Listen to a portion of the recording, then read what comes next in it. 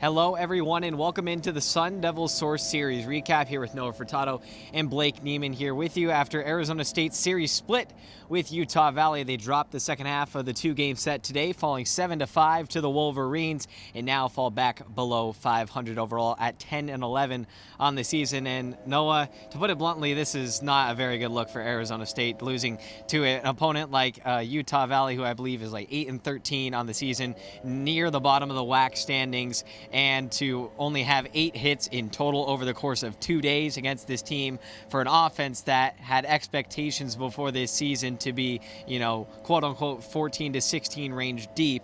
And Willie Bloomquist talked about post game how he and his staff are trying to find every option they can right now to try and help this offense and try and generate it, but nothing seems to be working at the moment. The interesting thing is they not only had high expectations in the preseason, they also met them more or less throughout the first couple of weeks, averaging nearly 10 runs ahead of the Kubota College Baseball Series in Texas. Then things started to slide off, come back down to earth. This game today was like the culmination of that slide. Being no hit through 6 1/3 against a mid-major with a bullpen game. I think they threw 3 different pitchers through the first 6 innings or so.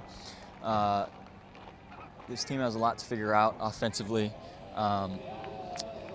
Bloomquist had talked about different things like that may be within his control to manage where they're at this point. There's a lot of things that go into the season, development, off-season training, all those things. But at this stage, players aren't going to really change their swings, their swing pass. Like, there's a lot of technical things. He's talked a lot about the mental, the thing between the ears. Yeah, and the technical isn't going to change right now. And so, that leaves them with only so many options, it seems, in terms of how to move forward and affect change in that clubhouse. They had a players-only meeting after the game today. Bloomquist said he only talked to them for like several minutes or so. Likely because he had already told them what he was going to tell them. He said it was good for them. Yeah, right? Yeah. many times. So the feel is that there's not much more that he feels he can tell them to get them out of this rut. Yeah, I mean, he's like switched up their practice schedules. He's switched up the lineup. He like switched the off day that he isn't so fond of having, but it's required. So he's tried to mix up the variables to try and shake up something, but nothing's quite clicked. And to some extent, there were some silver linings when they were down in Tucson. They took the series. Right. It's a series win at the end of the day. Got good pitching from both starters. They got good pitching. And they hit the ball. They did end up, putting the ball in play, getting on base. Mostly it was getting hits with runners in scoring position. In these 2 games, they just couldn't get hits, period. They couldn't even get the runners in scoring position. Right. And, the thing is, there's not really a lot of time to sit and reflect about this. Like, today was their 5th game in 6 days. And they're going to have, throughout, this stretch overall, 8 games in 10 days as they head to Pullman to face Washington State. Conference series count, obviously, very much so in the evaluation of especially teams. on the road. On the road, I mean, the back-to-back road series, there's not really a lot going for, let's take a step back, lick our wounds. That's, Bloomquist likes to say that a lot in terms of trying to recover from these kinds of losses. But that's not really in the cards for them at this point in time. And I think, for him, it's almost just waiting for something to happen as opposed to finding something else to do. Because, like you said, he has pretty much at every turn taken responsibility for what's not going right. But what he's done to try to adjust and sort of acknowledge, like, okay, there are things that we can do potentially. It seems he's getting closer and closer to just taking a step back and understanding that to some extent the players have onus in this equation. Yeah, he literally said, look in the mirror, and talked about that it just takes one guy to kind of spark that rally for a team. And he's talked about we've seen throughout this lull offensively, there have been some solid stretches. We saw Jacob Tobias the other day down in Tucson go 5 for 5. So there have been some individual successes. It's just like a matter of getting it all together with the team. Yes, and speaking of sort of the player perspective, a couple of weeks ago, I think it was, Ryan Campos had talked about the "it's just baseball" sort of mindset, and in some ways he's not wrong, because this is a game of failure, and in the long term, there's a certain way to think about your losses so that they don't consume you, especially with 18 to 22-year-old kids. But at the same time, it seems like there's an increasing amount of urgency in that clubhouse right now. Bloomquist said, at the end of the day, he knows the players that he has in there, the character of those players, but they have to get out of this rut sooner rather than later, right? Because people who pick the teams to go to regionals, to the postseason, they don't think about that stuff. Definitely not. Definitely not. Just kind of shifting gears, another kind of variable that Willie Bloomquist has tested out throughout the season has been that Sunday starter spot. We saw Adam Behrens go last week. Tyler Meyer had been the guy for the majority of those Sunday starts up to last weekend. He made his Tuesday appearance. Still struggling with the command a little bit. Willie Bloomquist kind of talked afterward how difficult it is from his firsthand perspective of seeing guys come back from shoulder surgery, Tommy John, and he talked about how it takes even another year after that to really get back to the full strength throwing wise. So that's kind of the struggle that Tyler Meyer is going through. But we saw Hunter Omlid have a really good outing last night, basically a start out of the bullpen, as you put it. And so he could potentially be thrown in there, but again, he essentially said we got options with Ben Jacobs and some other guys, Ryan Schieffer even potentially, but the struggle with there is they have to stretch it out. With Hunter Omlid kind of showed that he can, but that's still the shakier spot to figure out.